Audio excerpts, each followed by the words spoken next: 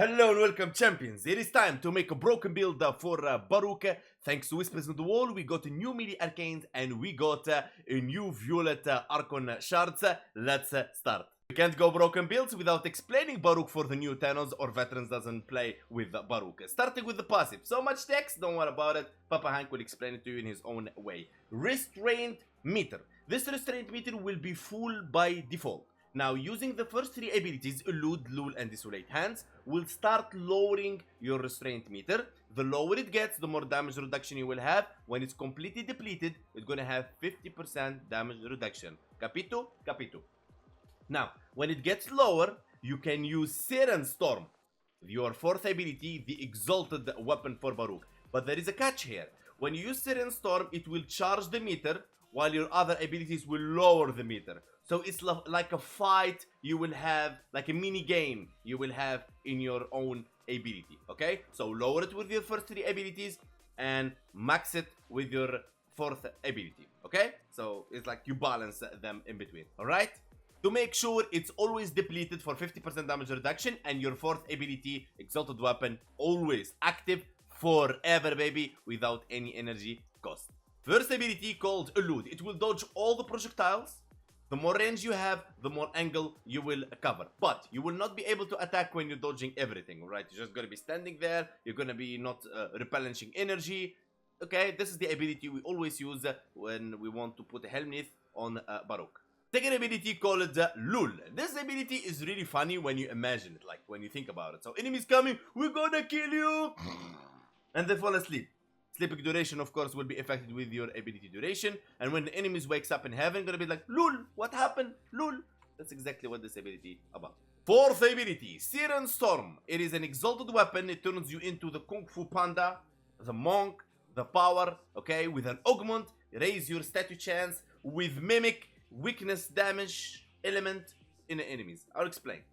By going to Arsenal, you can find the Desert Wind melee exalted weapon for the fourth ability. You can mod it separately from your Warframe. Alright, so we go upgrade.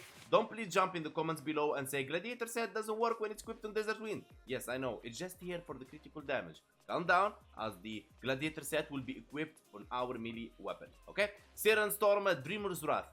Now, Tenukai will not be active from the waves of your fourth ability, Exalted Weapon. It will be active from getting so close and hitting enemies in direct hits. You get it?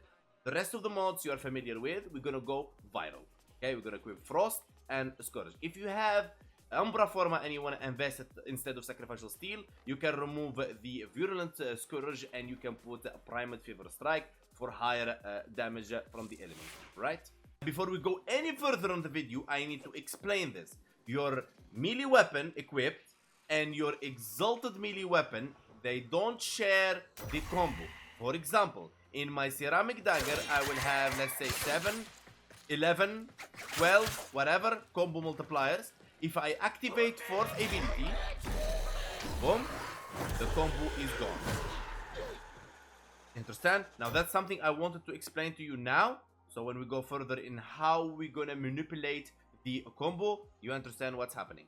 And now back to the arsenal for the Baruuk build. Starting with the Archon Shards, we're going to be equipping 5 violet Archon Shards. I don't have them all Tau Force. So, 25% melee critical damage when max energy is over 500. The damage boost is doubled. So deadly. For the Helminth ability, we're going to have Nourish. Nourish will give us the energy multiplier and will give us the viral on attacks or when we get attacked.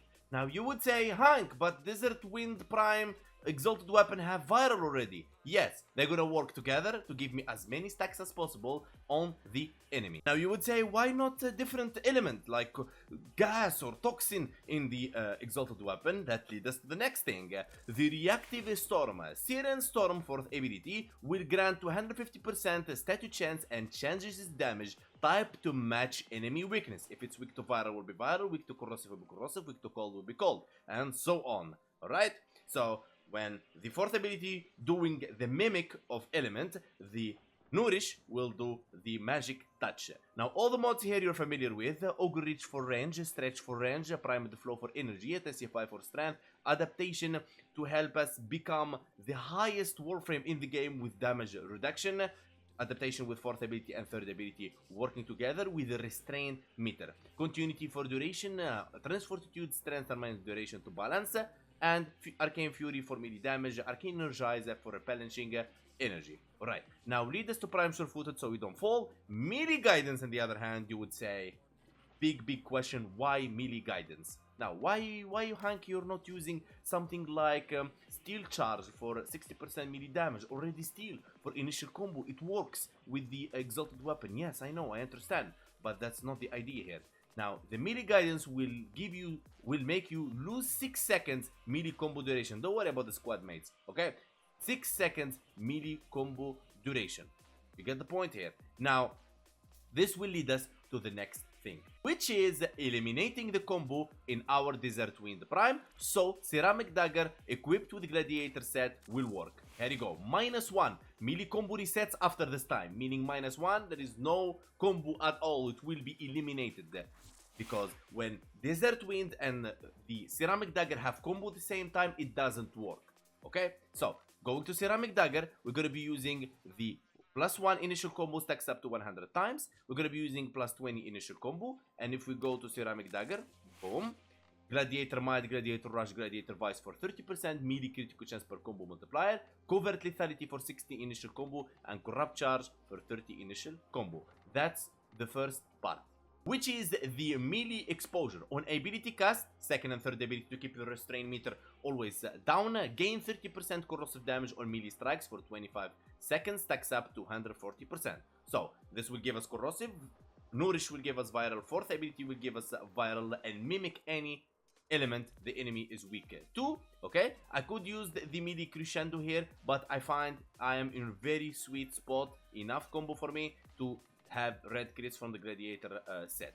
Okay, now moving to the focus school, which is Unairu, can armor strip acolytes or any enemies in your way. For the primary weapon that we're going to be using for the initial combo stacks, it's going to be stacks for the end of the mission.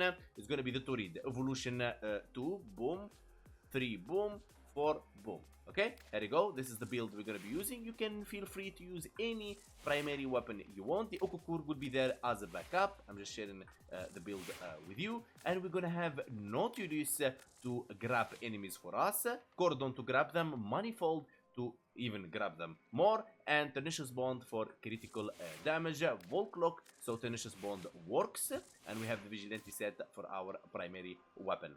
Now it's time to harvest the fruits of all the education you just had. Okay, first thing first, you need to do the 100 kills, so you activate the gun and blade. There you go, with your Turid or any primary weapon you want. Activating Nourish, second ability over and over and over, third ability over and over, so we can have the 240% corrosive right here. Activating the ceramic, there you go, 9 combo multipliers, 8 stacks of Gladiator set, and check this out. Red crit, check. Viral, check. Corrosive, check. And you are ready to take down Steel Path like a knife cutting through butter without any problem. Speaking of Steel Path, let's open Steel Path. So some action. Let's go. Here we are on Steel Path. We used our primary so we can have gun and blade 100 times for the initial combo, 240% from using our abilities for the corrosive, 8 Gladiator set bonus from the initial combo, 120 from the Tenacious Bond, and 180 from the Arcane Fury, and we are ready to rock and roll. Alright, Viral always active from the Nourish, third ability for damage reduction, second ability to put them to sleep, and fourth ability always active, okay, for the damage reduction, and restrain meter always low. Now, there is a couple of things I want to talk to you about. First thing first. Now, if you do heavy attack outside of the Tanukai, you may bug the Gladiator set, and you will have to reset it. Okay, so I will show you how to reset it in case you get bugged. You see, I don't have it anymore because I did a heavy attack without the Tanukai. Meaning now, my crits are gonna be orange, as you can see, and some of them gonna be yellow. Very simple. What you want to do is you remove the fourth ability, okay, and you do some attacks with your dagger. There you go. I have 1, go 2, 3. Okay, now you can activate the fourth ability. Do some attacks, and there you go. You have 8 again. That's how you fix the Gladiator set bonus, in case you are doing red crits and then you do a heavy attack and then, oh my god, all of a sudden I'm not doing any more red crits. What happened? It happened.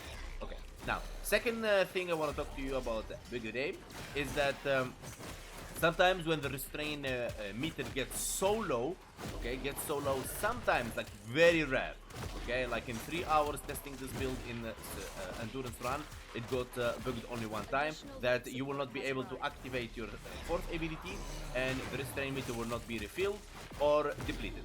So what you do then, very simple, you just die and it gets fixed, okay, simple as that. Other than that, you can always try to keep it at 5%. Don't deplete it totally. Like at the moment, I'm not going to be using second ability. I will keep just using the third ability for the damage reduction. And that's it. Okay, let's go for the Acolyte. And here we go. We have Violence. Oh my god. Oh la la. Let's armor strip him using our Operator. Come on, Violence.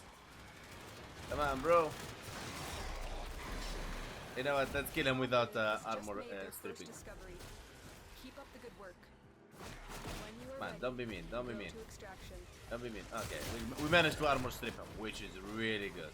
Okay, now in case you don't know, like Violence is like counters your abilities. Like he's really mean. Just a quick tip, guys, you need to keep the third ability always at 9 hands. Okay, don't keep it like 6 or 5 or 3 or 4, because 9 is the maximum damage reduction you can have from the third ability. Okay, so let's extract. And by this we come to an end to our video. I want to say, guys, thank you so much for watching. If you want to see more of this content, don't forget to hit that like, sub, and let me know in the comments below what you think about this build and what you think about Baruuk. Do you think he's worthy so you try him? Big love to you guys. Join our Discord, the link on the description, and I see you guys on the next one.